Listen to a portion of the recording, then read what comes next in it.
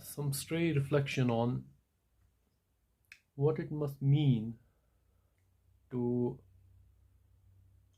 go back to God, or what it must mean, what Judgment Day means. Since this is a notion that is present in the monotheistic religions, mostly the Ibrahim religion, that is Islam, Christianity, and Judaism. Um, and since much of the classical theology has certain problems or loopholes, and I have been thinking about these things, and I have a rough idea, a rough sketch of some how to reinterpret theology in new way. So I will try to present my rough theory of what Judgment Day must mean. So let us begin with consciousness. I am conscious of this stand. I'm conscious of what is happening around the world. I'm experiencing the sounds. I am experiencing the thoughts in my mind. And I'm looking at my face in the camera, and I pass judgments upon how do I look, or the life that I'm leading right now, or the state of affairs in the world. So we can say that consciousness by its virtue judges.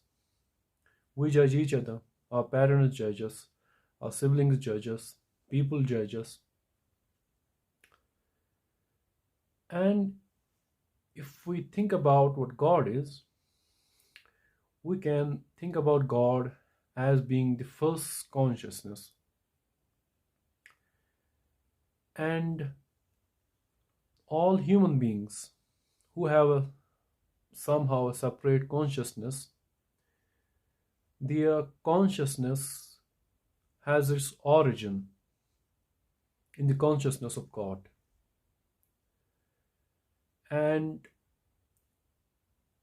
when we will be brought back to the source of consciousness, that is God, God being a consciousness will judge us, will pass on judgments upon us.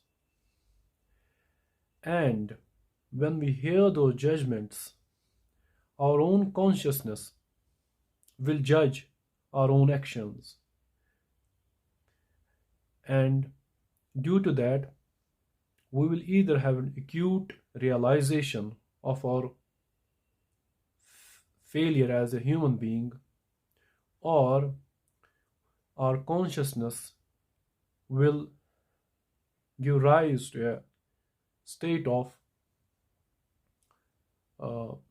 happiness or joy of having triumphed as a human being. The acute realization of it must be hell, and the acute realization of our, and the supreme realization of our, of having come victorious as a human being must be heaven. While this is not something that is a complete picture of